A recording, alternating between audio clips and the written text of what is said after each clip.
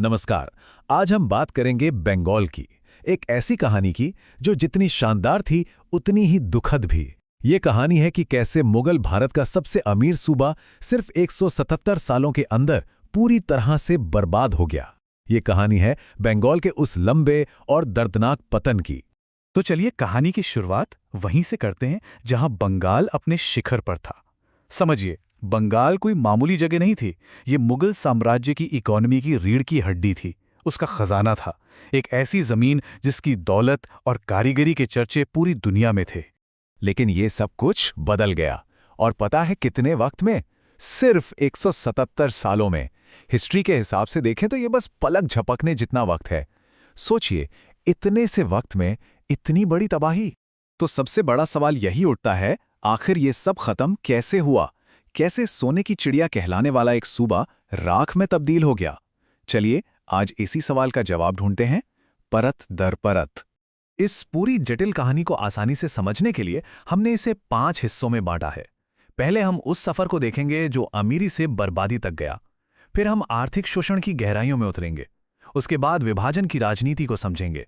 फिर उन आखिरी घावों पर नजर डालेंगे जिन्होंने बंगाल को तोड़ दिया। और आखिर में बात करेंगे उस खंडित विरासत की जो आज भी मौजूद है। तो चलिए शुरू करते हैं पहले और शायद सबसे अहम हिस्से से, आर्थिक शोषण। क्योंकि तबाही की कहानी यहीं से शुरू होती है। ये वो नीतियां थीं जिन्हें जानबूझकर बनाया गया था बंगाल की पूरी नींव हिलाने के लिए। बात करते हैं 1770 की। बंगाल में एक ऐसा भयानक अकाल पड़ा जिसकी कोई मिसाल नहीं मिलती। और आंकड़ा देखिए, लगभग 1 करोड़ लोग, जी हां, 1 करोड़ लोग मारे गए। ये उस वक्त की आबादी का करीब करीब 1/3 हिस्सा था, 1/3 ऑफ द एंटायर पॉपुलेशन। और सबसे दहला देने वाली बात पता है क्या है? ये कोई कुदरती आफत नहीं थी। नहीं, ईस्ट इंडिया कंपनी की बेरहम नीतियों ने एक सूखे को एक जनसंहार में बदल दिया। देखिए कैसे। फसलें तो बर्बाद हो ही रही थीं, लेकिन कंपनी ने क्या किया? लगान दुगना कर दिया। व्यापारियों को मजबूर किया गया कि वो अपना अनाज बाजार से कम कीमत पर बेचें। और तो और, अकाल के दौरान भी टैक्स वसूली कम नहीं हुई, बल्कि बढ़ गई। लोगों को बस मरने के लिए छोड़ दिया गया। इसके बाद आया एक और बड़ा आर्थिक झटका, 1793 का परमानेंट सेटलमेंट। अब ये क्या था? इसने बंगाल में जमीन के मालिकाना हक का जो सदियों पुराना सिस्टम था ना, उसे रातों रात बदल के रख दिया। नतीजा, किसान अपनी ही जमीन पर मजदूर बनकर रह गए। और इसके नतीजे बहुत भयानक हुए। किसानों ने अपनी जमीन पर सारे कानूनी हक खो दिए।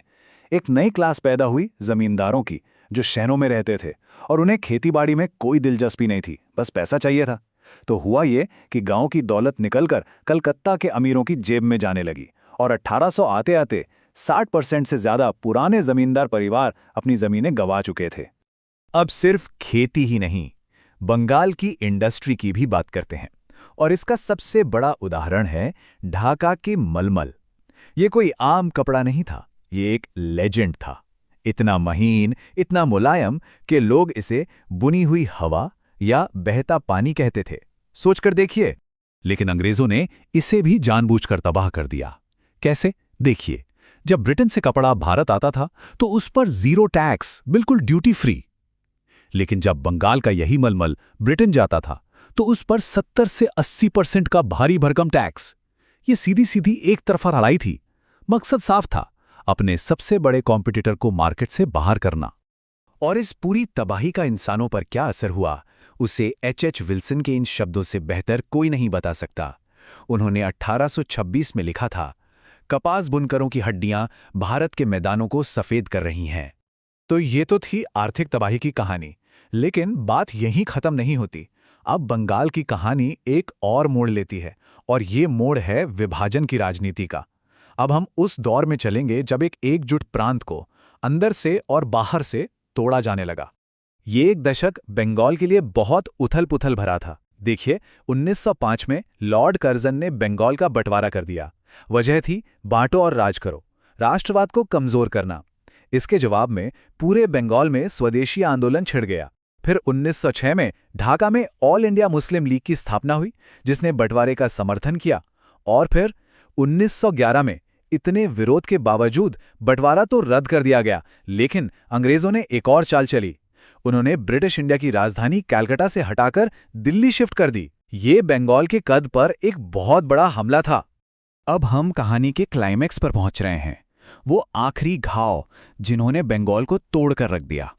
अकाल, दंगे और एक लकीर का खिंचना, ये वो घटनाएं थीं जिन्होंने बंगाल के ताबूत में आखिरी कीलें ठोकी।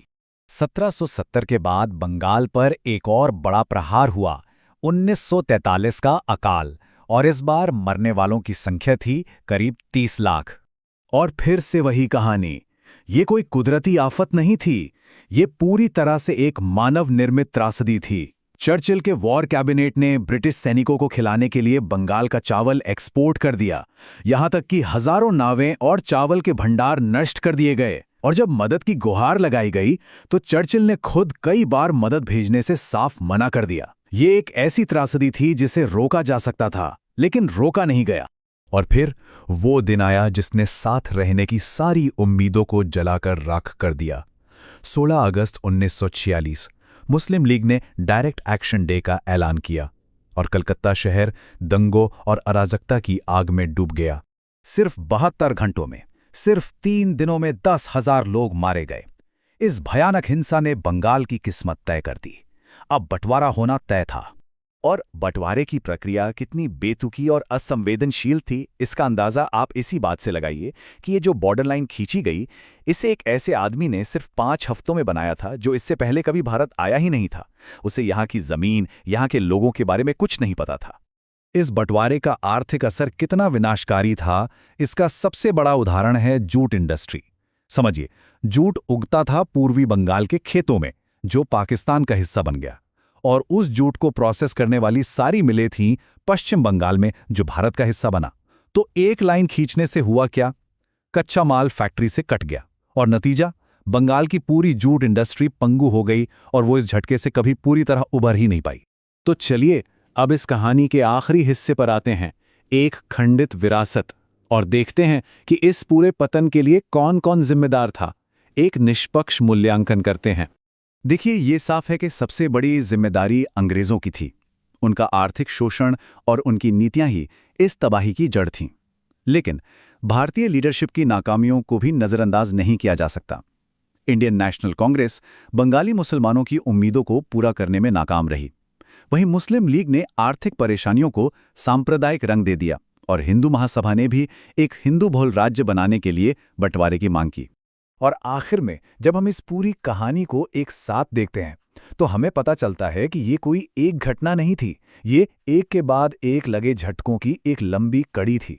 1770 का अकाल, परमानेंट सेटलमेंट, ब्रिटिश व्यापार नीतियां, राजधानी का दिल्ली जाना, 1943 का अकाल और आखिर में 1947 का बंटवारा, हर एक घाव ने पिछले घाव को और गहरा किया, जिससे एक ऐसी विरासत बनी जो आज भी खंडित है। ये हमें सोचने पर मजबूर करती है कि कैसे इतिहास में की गई गलतियां आने वाली कई पीढ़ियों का भविष्य तय कर देती हैं।